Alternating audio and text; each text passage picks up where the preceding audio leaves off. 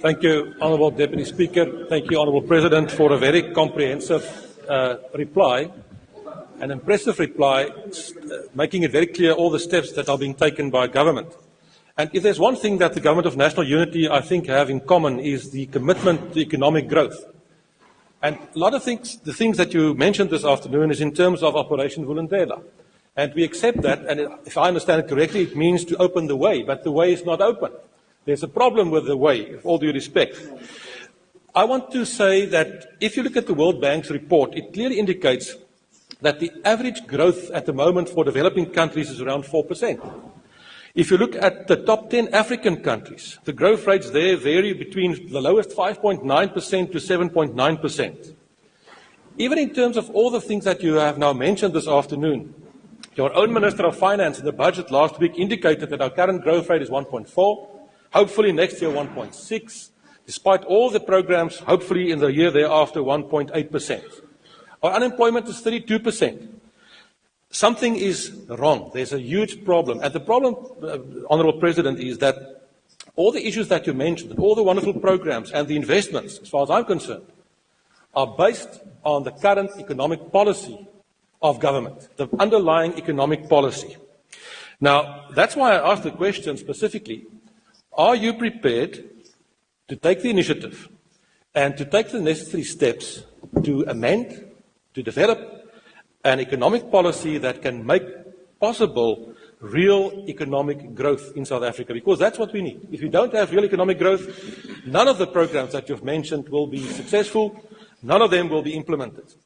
But that real new economic policy, as far as I'm concerned, needs to take a different approach with regard to certain basic things that I don't know if you're prepared to do that with regard to black economic empowerment, with regard to equity, employment equity. Thank you, Honourable Mulder. Your time has expired. Expropriation without compensation. Are you prepared to do that? Thank you, sir. The President. I'm rather surprised and taken aback when I hear that policies of black economic empowerment militate against the growth of our economy. That I find quite surprising, because I work from the starting point that our economy was held back over many years by the racist policies of the past. Those racist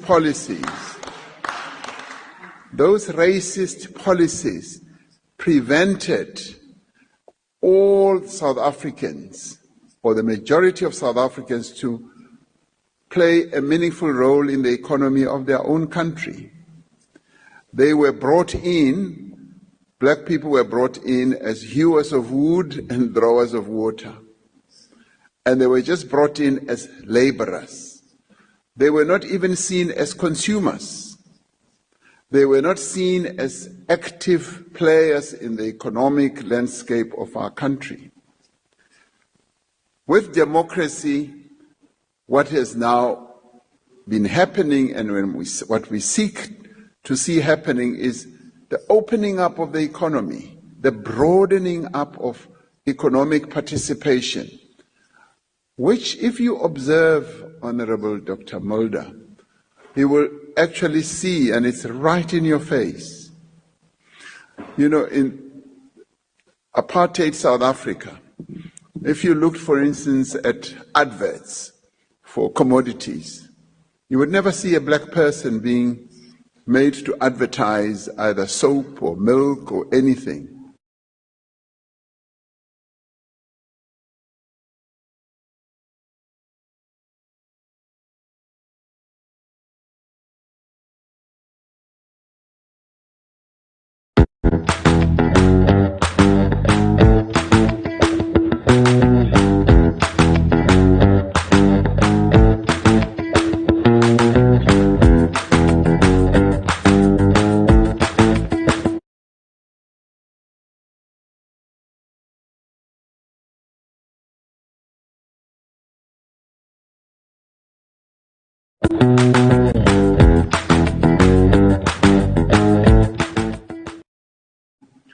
Today, every advert you look at has got black people, because it's now been realized that it is black people who are the consumers, and they are economic players.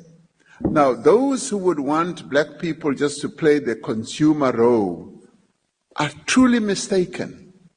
Black people must play a productive role as well. So, I am really baffled. I'm baffled by people who still hanker for policies of the past. And to have you, sir, saying black economic empowerment is holding our economy back goes completely against even what the World Bank says. Now, this I find quite surprising, because what is known very clearly as well is that, and a few years ago, the World Bank and the IMF came up with a report that one of the things that holds South Africa's economy back from growth is the level of concentration. Concentration, because they said the ownership of the economy is in far too few hands. Ownership has not spread. That is what the World Bank and IMF said. And that is precisely what happens in other countries. When you go to other countries, you'll find the citizens.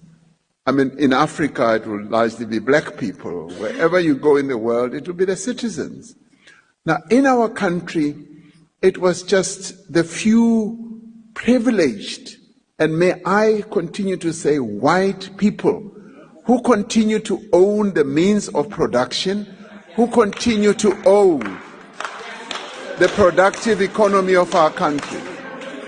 Now, we took them to America. Now, this I find very worrying. I find it very worrying that we continue to have this notion that BEE is the one that's holding our economy back. It is the partial and exclusive ownership of the means of production in our country that is holding this economy from growing. So, what we seek to do, as set out in the Equality Clause in our Constitution, to redress the imbalances of the past. If we accept that the ownership of our economy is imbalanced, the clause on equality in our Constitution seeks to undo that, to redress that. So therefore, ownership of our economy should be broadened. And I can tell you, Dr. Mulder, there's nothing that gives our people joy, particularly black people, as they go around and they find that this production facility is owned by a black person. It warms one's heart. It makes us feel so good, because we've come from a horrible past when that was not allowed by law, where people were arrested. If you wanted to set up an economic facility in town, you were put to jail. But today, we are saying all that must be put behind us. We must allow more and more people to play an important role in the economy of our country. And this is what baffles me by those who are opposed to black economic empowerment. I say, what do you want to see happening?